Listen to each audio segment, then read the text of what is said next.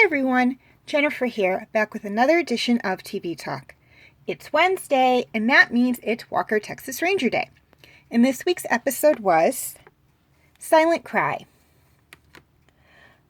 Walker takes it personally when his friend's daughter is the latest casualty in a series of rapes, infiltrating Dallas's nightclubs to go after the assailants with full force. Okay, things I liked about this episode. First off, I liked the action. True to any law enforcement show, this episode had a lot of action in it. And Walker Texas Ranger is also a show that is known for its action. Now, I know I say every week that I love the action in Walker Texas Ranger, but that's because it is very true. To me, it's the action that actually makes Walker Texas Ranger. Secondly, I loved the plot line. This episode touched on a lot of important issues with regards to the crime that happened in here, and that is the crime of rape. Now, that is that sometimes it can be, this is the one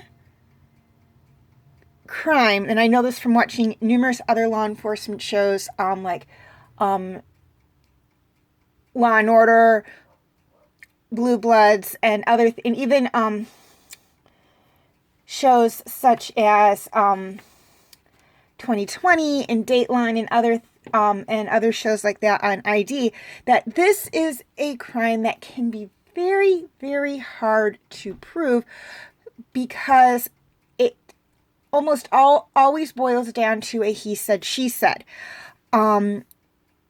And by that, I mean that one person could be saying that it's rape, and the person they're accusing of it can honestly say, it was consensual gone wrong. The only way that it can stick, no matter what, is if it is what is known as statutory rape, which means one of the participants is a legal minor. That's the only way it can stick, no matter what. But in this situation where the girl was 21 and an adult, they were able to, they did believe her that it was rape because, number one, she wasn't the kind of person who went around making accusations like that. Number two, there was GSR in her system, which was used to basically make her incapacitated. The trick was actually finding the people responsible. Now, what I mean by this touches on the subject is that, first off, what I mentioned, these are very difficult cases to prosecute. Number two, sometimes it's hard for the people who are the victims of this kind of crime to comprehend what happened to them. They don't want to really deal with it because it is very personal and they've been violated. They don't, and it can be very uncomfortable to talk about that and whatnot. So what you really need to do, if anyone you care about or love or know has been through something like this, you need to be supportive and you need to be there for them, even if it's just to be there for them to lean on or to talk to or just vent their frustration on. You need to be there for them. You need to support them. And if it happens to you, you need to know that there are people there who love and support you and will help you through this. And this episode really touches on that. So it can be really hard to deal with. I don't know from personal experience, but again, from what I've seen on news shows and also other crime shows, I know it can be. Again, I have no personal experience in this, but from what I've seen of other shows, it can be. And this episode really focuses on that. You see the girl struggling with the issue. She doesn't want to talk about it. She wants to put it behind her. And her mother and her friends, particularly Walker and Alex, are trying to help her get through this. So she has to get through what happened. She has to go through the motions. She has to talk about it so she can put it behind her. And that's one of the things I really liked about this episode, is that they did touch on what can be a very sensitive topic for some people. Okay, things I didn't like about this episode. Absolutely nothing. This episode did a wonderful job talking about something that unfortunately is becoming common, or at least when this episode came out, was very commonplace. I mean, it's still very common. Law and Order SVU deals with it every week. But it is something that is, again, a very sensitive topic for some people to talk about, regardless of whether it happened to them or someone they care about. It can be a very difficult topic for people to talk about because unlike robbery or other things, it is a violation of the body, and that can be very uncomfortable for some people to talk about.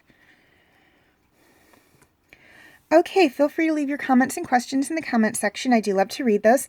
Please like and share this video if you're watching on Facebook, or like and subscribe if you haven't already if you're watching on YouTube. And feel free to follow me on Wattpad, Tumblr, Instagram, Twitter, and DeviantArt. I do have my name for those 5 sites right there on the screen, as well as the pictures I use for the icons. Please note that all pictures seen within this video do belong to their respected artists. I own absolutely nothing. The links for the 5 sites I mentioned will be in the description section if that makes it any easier for you guys to locate my pages on those sites. And if you're watching on Facebook, the link for my YouTube channel will be in the description section. And if you're watching on YouTube, the link for my Facebook page will be in the description section. Okay, quick reminder on my comment rules.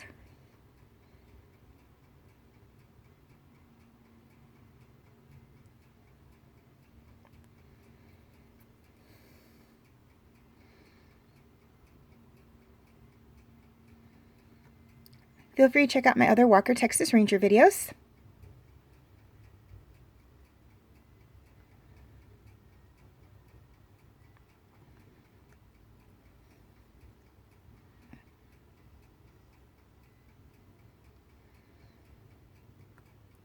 My other TV talk videos.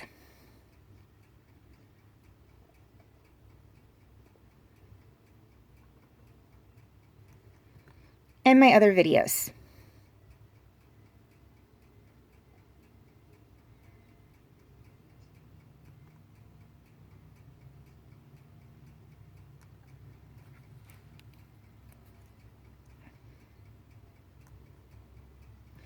Okay, before I sign off, a few things I'd like to touch on.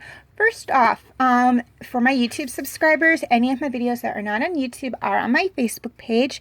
Again, the link is in the description section. And for my Facebook friends, any of my videos that are not on Facebook are on my YouTube channel. Again, the link will be in the description section. Okay, I have 2 polls going on, one for Friday's next TV talk video and one for Sunday's next TV talk video. Your choices are for Friday, Knights of the Zodiac, My Little Pony, King of the Hill, and Wolf's Rain. And for Sunday, Dot Hex Sign, Horseland, Inuyasha, and Outlaw Star. Voting is very, very simple. All you have to do is write down which one of the 4 shows I have listed for each day you would like me to do a review video on in the comment section, and or like or love a positive comment on one of the 4 shows listed for each day. And whichever one gets the most votes is the one I'll do a video on. Please keep in mind that negative comments and dislikes do not count as votes. If My Little Pony is selected for Friday, I will be starting with Generation 1 and then move into Friendship is Magic. Voting will be until April 10th for Friday and May 17th for Sunday. I did have to move Sunday back by a week because I missed last Sunday's TV talk video, and I do apologize for that. And I will also give you guys a heads up if I need to change the dates again for any reason. You may vote as many times as you wish, but please keep in mind that in the event of a tie or no votes, I do have the final say. So far, the votes stand thusly. For Friday, 1 vote for My Little Pony, and for Sunday, 1 vote for Horseland.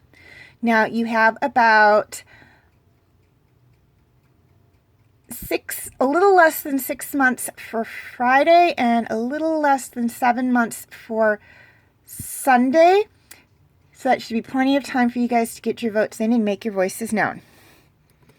Finally, we finished, as of last week, we are done, completely done with Avatar: The Last Airbender. That means we are moving into the next show in the series, which is The Legend of Korra. So feel free to check that video out starting tomorrow. As always, thank you for watching and have a very nice day.